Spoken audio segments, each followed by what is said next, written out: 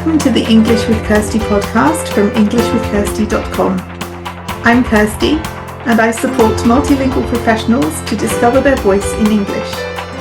On the podcast, we talk about language, learning, and intentional communication. We hear about my guests' language journeys and share tips that help you communicate in a way that makes sense and sounds like you.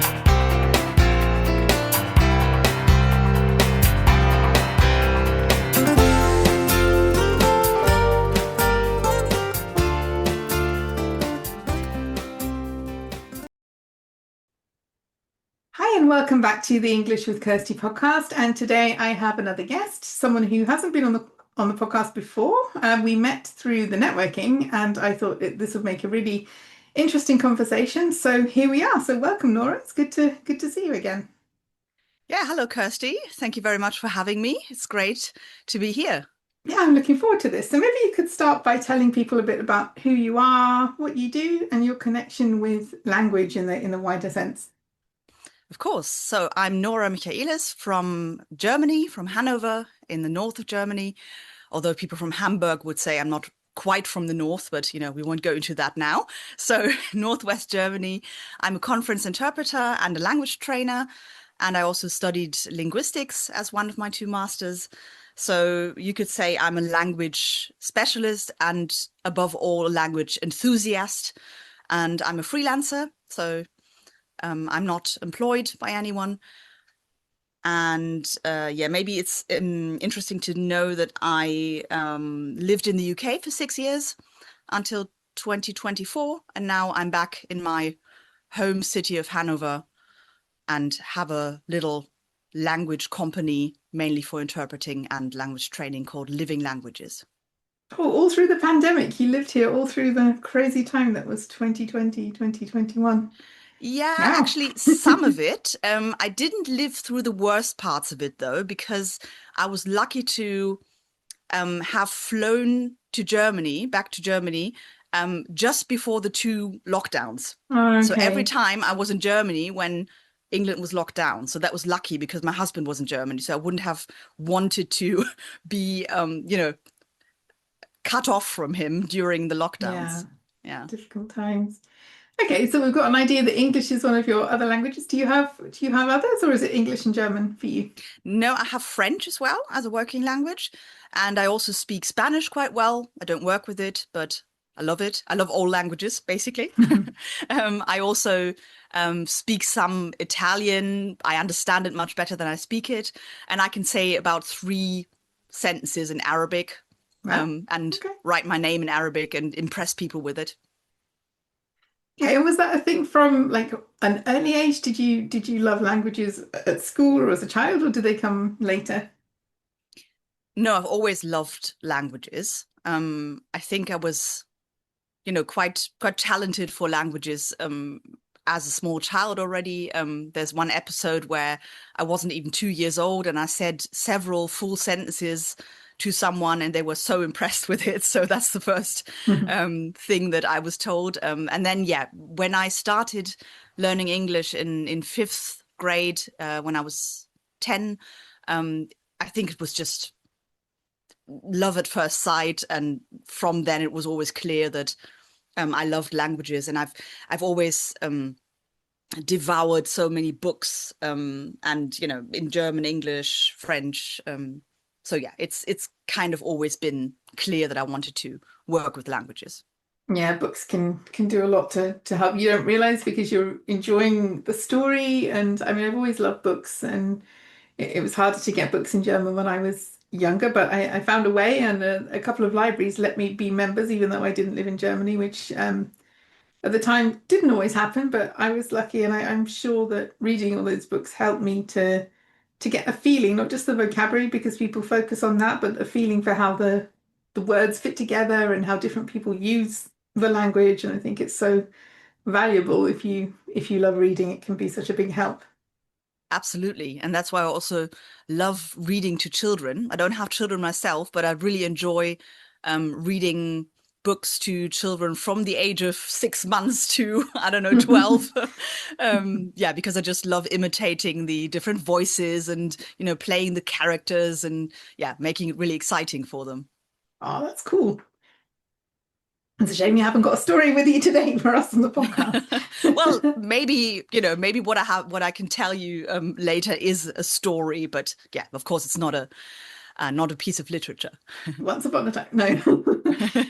So, was there anyone that helped you either as a teacher, somebody that really inspired you with English, or maybe somebody you didn't even know, but whose books or whose, I don't know, music, or was there anyone that really inspired you when young Nora was learning English at school? Or Well, I think, to be honest with you, my parents are both English teachers, so ah, it was very easy lucky for you. me to, yeah, to practice with them. And my father also speaks French very well, and he's also a language enthusiast. So it was always clear in our household that reading the language, English in particular, was interesting and important, and so I was always encouraged by my parents. Yeah, and then it just it just continued like that. And actually, what I think might be interesting for some people listening to this is that I am what you would call a late bloomer when it comes to going abroad, actually going to other countries and going on an exchange, living there. So, for example, in my when I was still at school, I didn't take part in any exchanges, although we had an exchange with France in eighth grade and with the USA in, I think, 10th or 11th grade. But I was very good at these languages, but I wasn't well integrated into my year group. And I was Mm. very reluctant to go abroad and to, I don't know, to just take that take that step. And even during my studies, I I didn't do an Erasmus year. So it's all very atypical for someone doing languages, and having a career with languages. I always liked talking to people and so on, but I kind of was too afraid to go abroad until the age of 29. And then I went to the UK, and it was like the best year in my life. And from then on, basically, it became so easy for me to go abroad. But just maybe as an encouragement for people, you can be a late bloomer in something and still make it your profession, and it might still become natural to you quite late. Yeah, and also in your own time, because if you'd pushed yourself too hard and gone when you were younger, I mean, you never know. You could have ruined it for yourself completely and never wanted to do it again. There's something about this balance between coming out of your comfort zone on one hand, but also knowing what's right for you and what you're ready to do, and doing things maybe in your own way or in your own time or in a different order. Exactly. And there were other things that I did before others. So, it's not that I was a late bloomer in all aspects. So, for example, I started teaching at the age of 14. So I was teaching languages to younger pupils already. But I didn't go abroad. So yeah, very interesting, I think, in retrospect. Yeah, so this idea of helping others, like from the teaching side of things, is not new to you. One of the reasons we were going to have this conversation originally was to talk about the mentoring. So maybe we could explore that a bit. So what do you do in terms of mentoring, and what gave you the idea in the first place to start your mentoring setup that you have? hmm Okay, so maybe I wouldn't call it mentoring. I would call it support and offering small work placements for Okay. people who are interested in the profession of an interpreter or language trainer, or maybe more generally interested in being a freelancer.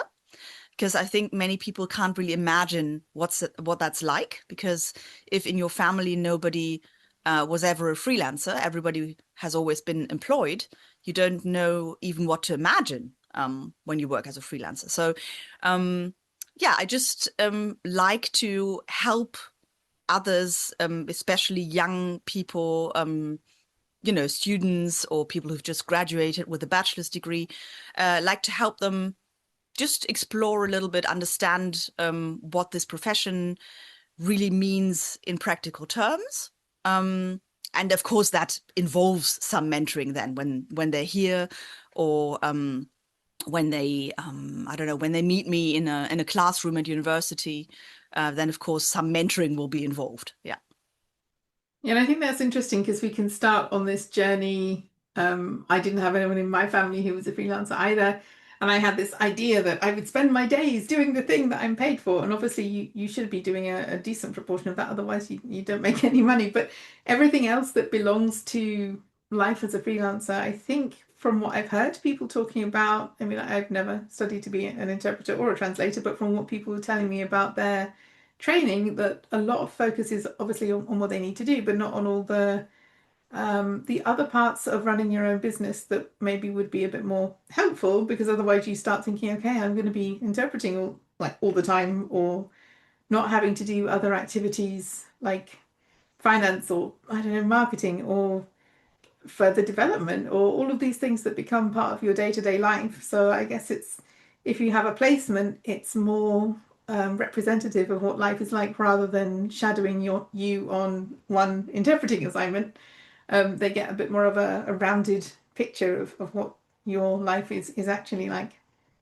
Exactly, that's the goal. So because at university, very often, as you said, there's a focus on the academic side of things. There's a focus on interpreting, practicing your interpreting, practicing translation, getting feedback on that, maybe on analyzing literature, on learning about the culture, learning about the politics of your target countries, so to say. But there's not a lot on the business side of things.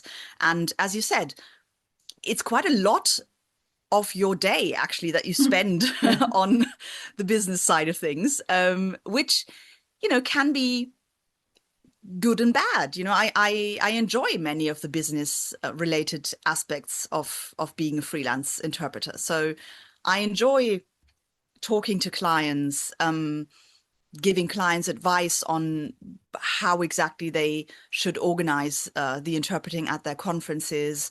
I don't enjoy accounting so much, but you have to do it, and you can find ways to make it, let's not say enjoyable, but bearable. Bearable. But yeah, I think it's good to get as you said, a rounded picture of what a freelancer does all day, and also, just learning that there is no typical day, at least in my case, because every day looks different depending on what I do, depending on whether I have an interpreting assignment and I'm away all day and just, doing the job that people imagine I do all day or every day. And then another day, I will just be focusing on emails, writing invoices, writing quotations. And, we never learned about that at university. And there are some schemes nowadays, like business camps, for example. The German Association of Interpreters, they offer a business camp or several stages of business camps for interpreters because of that precise reason that people don't learn it at university. But that's not the case in all countries. And also, what I like to do is I like to take young people in who are not yet an interpreter or not yet a freelancer, but they would like to just, dip their toe into the water and just try it out, or see what it might be like. Because how on earth are you supposed to know whether you want to Mm. study it or become a freelancer if you've never got a realistic picture of what it might look like? So how long generally do they stay with you? So I've had 4 people stay with me so far, between 10 and 14 days. I'd say 2 weeks is a good idea. Could be 1, could be 3. I think that's an ideal time period. It's a work placement. It's not a longer internship where you will be able to do a lot of things independently. Because I'm also, a very small business. I'm just myself. Mm. So yeah, I think that would be the ideal time, between 1 and 3 weeks. Yeah, And so they kind of follow you to your language training or to interpreting assignments where that's appropriate, and they see what it's like for you to manage all of these moving parts to your business and can ask exactly. And questions. mhm, exactly. So what's really important to me is that I always try, it's not always possible, as you said. I always try to let them accompany me on for one interpreting assignment. But of course, for confidentiality reasons, that's not always possible. Of course, I need to Mm. ask the client, and they need to sign an NDA, a non-disclosure agreement, and so on. So yeah, I try to make that possible, but it's not always. And then, yes, of course, they can come to language training. They can assist me with language training if I'm teaching English, for example. And their English is good, or they're an English native speaker. They can, of course, take part in the language training. Or if they're a German native speaker, obviously, if I teach German. But what I also find very important is that they just shadow me throughout the day. So they can sit next to me, really, and read my emails with me. Again, provided they're not confidential. Of course, I will make sure that they don't read anything that the client wouldn't want anyone to see, right? But Mm. there are still enough emails that are um, that are not confidential, that are just harmless, let's say, and I can read the emails with them, and then I will ask them, okay, how would you answer this email? Or I would say, okay, what's the next step? What do we have to do now? And then I go through the steps with them, and then I discuss, okay, so now we have to come up with a quotation. So what information do we need before we write the quotation? So what questions would you ask the client now? And then they make a list, maybe, with the questions they would ask. And then I say, okay, great. But that question needs to be more detailed. Yeah. Why? So they really get into my thought processes with me. And I think that's really great. And for example, I also give them, if they've never in their lives, which is quite common, written an invoice, I give them one of my invoices, and I say, okay, you can analyze the invoice. So I give them a few minutes time, and I say, tell me all the elements that go on an invoice. What needs to be on an invoice? So it's Because interactive. It's not yeah, just passive. Oh, this is what you do yeah, all day. It's using their brain as well exactly. Yeah. to And come and up with the very, and answers. I, of course, you know, I learn from them as well. And sometimes they have really good ideas that I Mm. didn't have. So I had one uh, email from a client that was a bit annoying, right? And I showed this to my intern, let's call them, and I said, okay, we need to come up with an answer, that is strategically clever. And so we sat there together, and we spent about an hour, I think, um, talking through possible phrasings of the answer. And she came up with really good ideas. So it's really also bouncing ideas off each other. It's not just me always saying, oh, this is the right way to do it. Um, I mean, that's also the beauty of things. Yeah, it's an opportunity for you to learn too, because I mean everyone has their own ideas, perspectives, and yeah, I think it's you always think of what a mentee would learn or what somebody on a placement would learn, but I guess you learn quite a lot as well. And that's good because that's how knowledge keeps moving and we don't stay stuck in the way we've been doing something for a while, maybe if there's a different way or so Exactly. so is this because you wish somebody had done this for you or did someone do this for you when you were starting out? Is it No, nobody did this for me.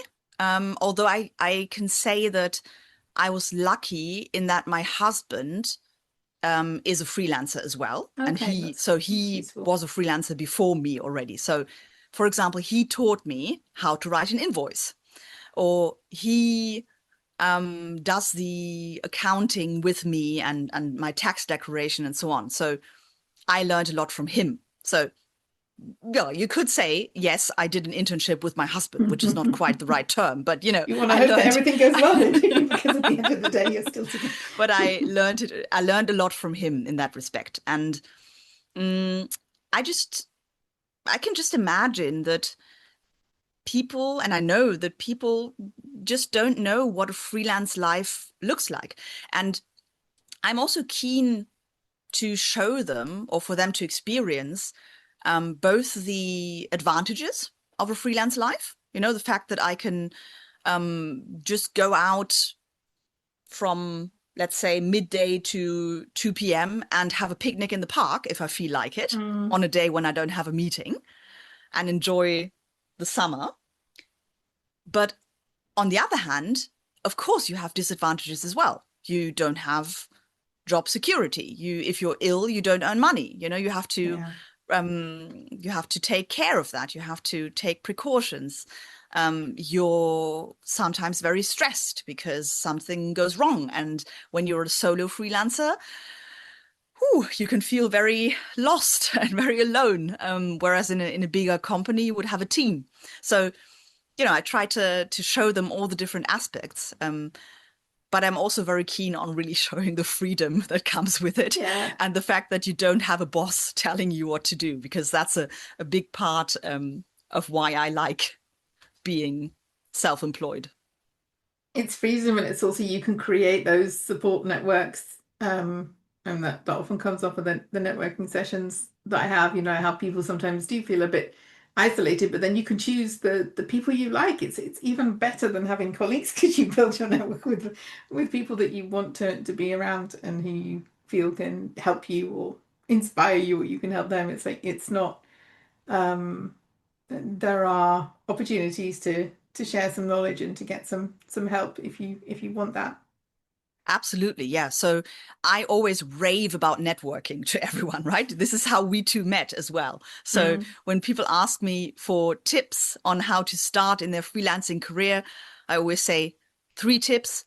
1, networking, 2, networking, and 3, networking again, because you can learn so much from your colleagues. And as you said, um, in contrast to a company where you're thrown into a team and you're basically forced to work with the people on the team, in freelancing, you can just choose whoever you want to work with. And if you meet someone at a networking event and you don't like their face or well, not their face, but you don't like them, Mm. then you don't work with them, and other people you will meet, you will absolutely fall in love with.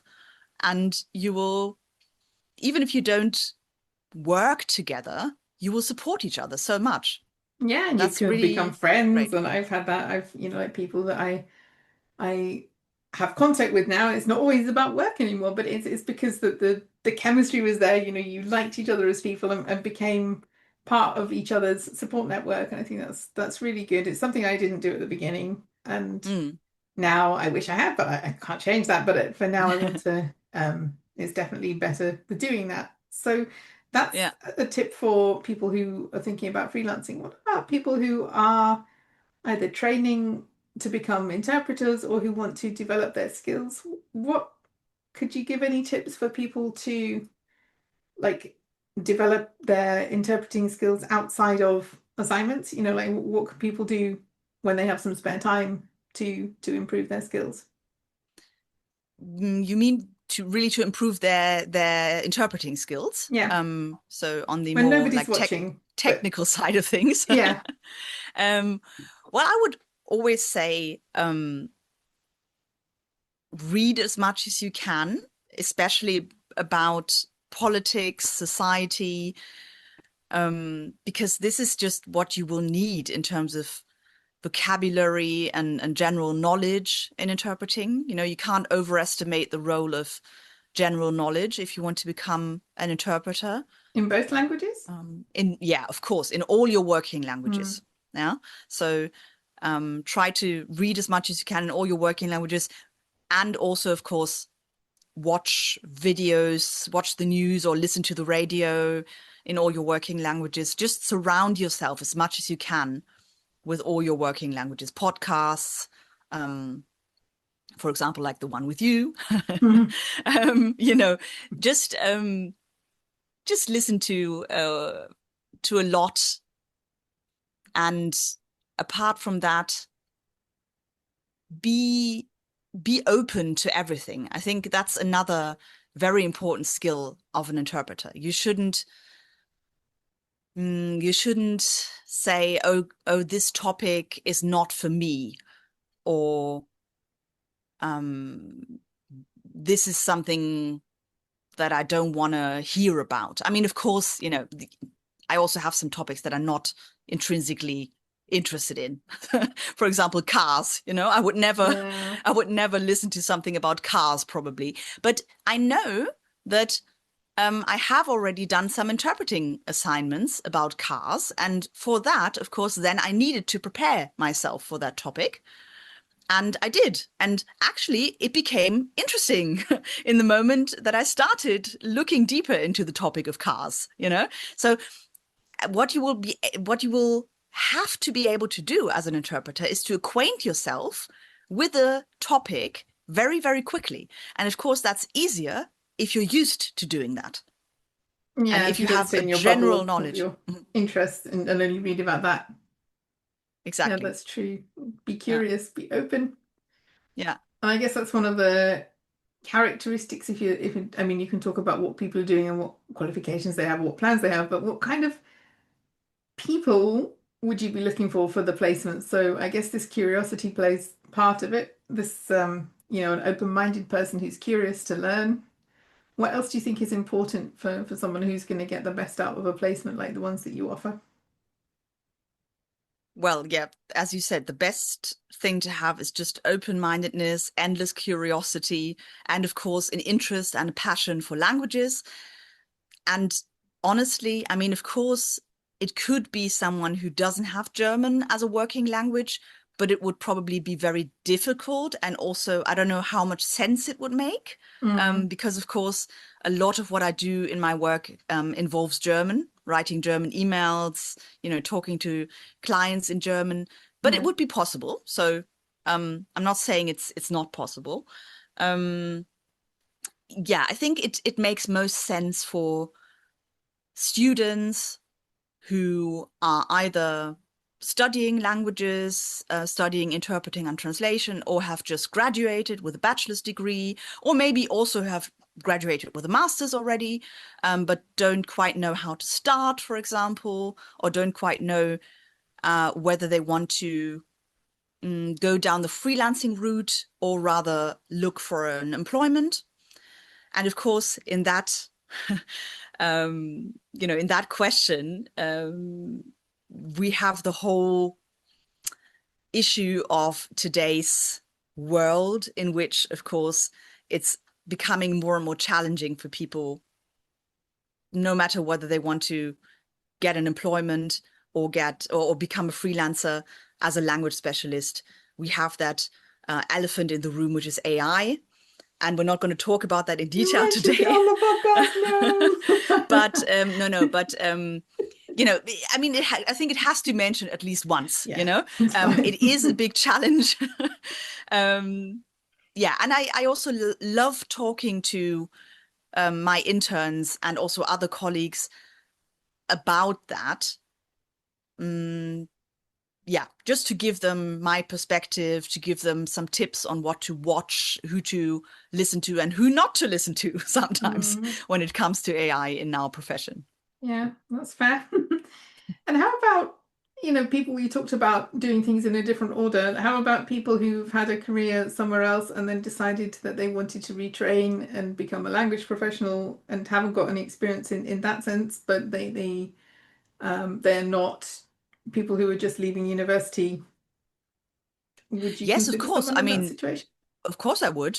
I mean, it depends on what exactly they are hoping to get out of it. But of course, I could imagine. I mean, let's say someone who has been employed their whole Yeah, lives that's and what I now was they want thinking. to look into what freelancing life is like. Of course, why not? Yeah. Yeah. So going back from, so we've gone from people that have maybe had a career and haven't going right back to the people that haven't finished their education yet. You mentioned you also do some work in is it schools and universities or just universities? I can't remember what you said. Well, I have been to my old gymnasium, my old grammar school, a few times to talk Okay. about So my profession. I haven't done that for a while, but it was also quite interesting. I went to the people who did the higher level A level classes in English and French, so the people really interested in foreign languages. okay. But I also worked at the University of Warwick for 5 years when I was in the UK. So with my own students, I sometimes did a an interpreting taster workshop where for 2 or 3 hours we talked about the profession of being an interpreter and what it means and what freelance life means. But they also got to try out interpreting for like 1 or 2 little assignments. And then I'm also a member of the Swansea University Industry Panel.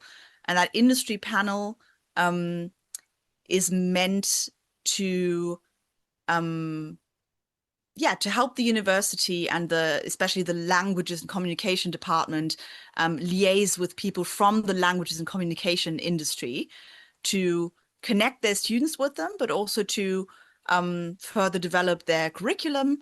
So what I did is I took part in 2 lessons with their masters in translation and interpreting students, and they were able to ask me all kinds of questions about my profession and my day-to-day life as an interpreter. And I also went to Swansea once, I think 2 years ago, and gave an face-to-face presentation on what it's like to be a freelance interpreter.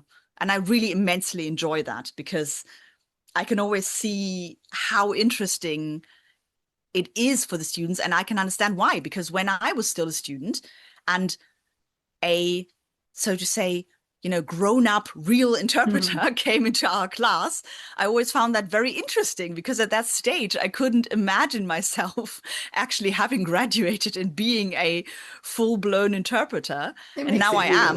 real. Yeah. And yeah, so I remember that it's really great to see these people and just being able to ask them all kinds of questions. And what kind, I mean, not specifics, but what are some of the either the common questions that you get that you are kind of surprised by, or something that you didn't expect, or some myth that everybody believes about interpreting that you have to put them straight? Is it are there recurring themes that keep coming up in these sessions? Mm, I don't know. Let me think. I think, yeah, I think the one of the most surprising things to people might be what we've already talked about, which is that the majority of your time is not spent interpreting. The Mm. majority of your time is spent on other stuff like preparing an assignment, writing the invoice, writing the quotations, talking to clients, and so on and so forth. So I I think that's very often surprising to them. Or, for example, of course, very often, well, I won't really say that in class. Sometimes I will, maybe. It's surprising to them how much you charge per day. Yeah, because nobody has ever talked to them about it. Okay. So sometimes I give away my standard daily fee, which I won't do on this podcast, but Yeah. just to give Mm. them an idea of what I charge as a conference interpreter. And it's very funny to see their faces because they think it's so much, you know. But then I break it down with them and I explain to them why, as conference interpreters, we have to charge what seems so much to them at first glance. And that's always really interesting. And where the rest of the time goes, like the preparation and the like, it's not just the minutes or the hours or that you're working. It's all the other tasks that have to be factored into the quote before you. Exactly. Yeah. And then we make a list maybe together, we collect all the things that need to be factored in. And I think that's very eye-opening for them sometimes. Yeah, and it's practical, as we were saying earlier. You were talking about the theoretical knowledge, the academic knowledge, but also if you're going to do this full time as your job, you need the practical knowledge as well. So Exactly. And yeah, I think just one more question, which I think is so vital and that I talk about a lot, both when I go to university to talk to a group and to my interns, is how do I even get clients? yeah, The clients won't that's just the come to question that you. comes up every time in the networking. So I'm not surprised at Yeah, yeah. that. And so, the clients won't just knock on your door and say, hey, hello, Yeah, can you be my interpreter? So, and I think this is very important for people um, to also have someone who's honest with them from the start that freelancing involves acquiring clients. and thinking like a business owner as well, because that could be the hard part as well. Like not thinking, oh, I'm here to do this job, and there are some other tasks that are related to that, but actually, no, I am actually running a business, even if it feels uncomfortable at the beginning, but that is what we're doing. So like to think about, okay, Exactly. how can I find more? How can I find more of the right ones if I already have clients? How do I get more of the ones that I love to work with and maybe not as many as the ones that I don't love to work with? It's something that you don't think about once and then it's done. It's like an ongoing thought process.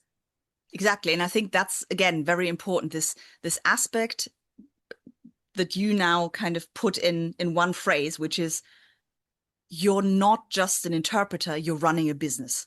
Mm. So, and I think this is something that people need to be aware of and they need to want it as well.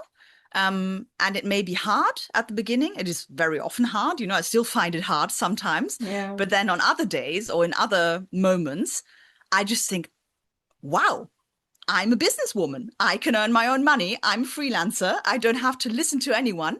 I have to be disciplined, of course. I have to find my clients, not I don't have an employer who's going to find them for me.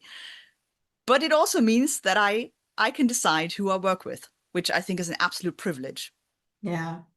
And we have more freedom than we think, especially for those of us who've worked in other places before, and there have been a lot of like constraints due to the way that certain organizations run. Like that's just how they are. But sometimes you forget the freedom you have, which if somebody's coming straight from university, that they haven't had that experience, and so maybe they are a bit more liberated. But it's great. We can make so many choices. Yeah, I'm not pretending it's not hard work as well, because it can be. But yeah, I think it's really good that we have people who are honest and realistic, but also who can share some of the real positive aspects of having your own business.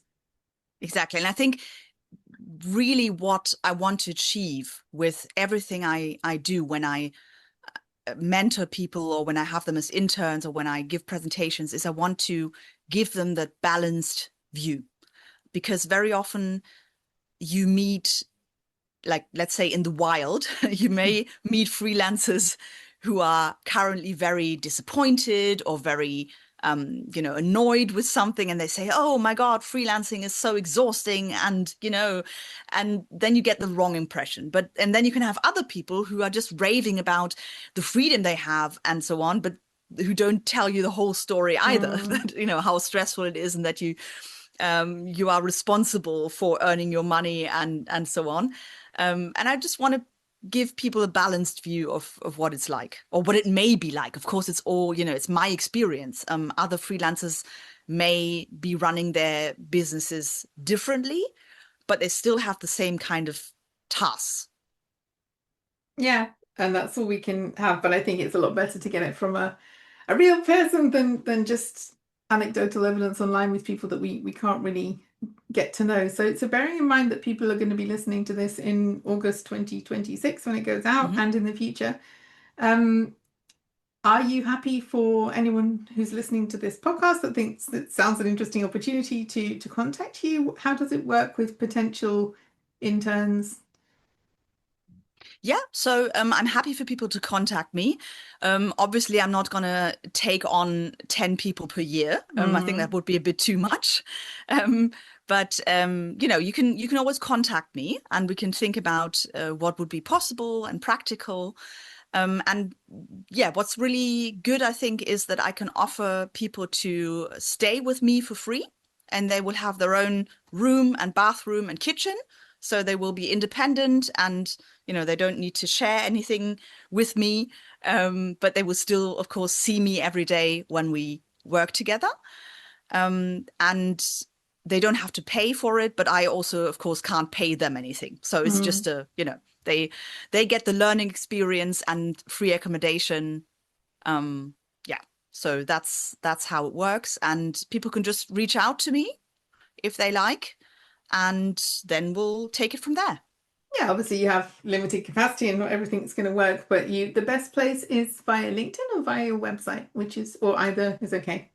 Well, at the moment that this is broadcast for the first time, so in August 2026, my website is actually not yet ready. Oh, So at sorry. the moment, Okay, noted. it will be ready in a few months. But this is always also part of being a freelancer. You have to decide when is my website good enough to be launched. It's not always Yeah. easy to decide that. So it will be launched in a few weeks or months. So currently, it's best to just reach out via LinkedIn, and I will get back to you then. Okay, and listeners in the future, when the website's ready, I will add the link to it. So if it's available, it will be on the show notes page. But either way, definitely the LinkedIn link will be there. So Exactly. yeah, well, I think that sounds really interesting. I think it sounds really exciting, and I'm sure it's a chance for you to learn as well, which is always good because we never stop learning. And yeah, thank you for Exactly. sharing this. We are planning future content on interpreting, so watch this space because I hope you will be coming back. And yeah, thank you for sharing. And is there anything you'd like to say before we close, or do you think we've covered all the main points?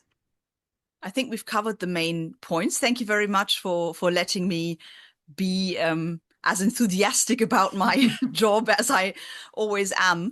And I can just say I love meeting people, especially young people, students, and yeah, just meeting them, learning from them, but also just letting them have a share of my experience so they can maybe navigate these difficult choices that they have to make during let's say, their beginning stages of their career.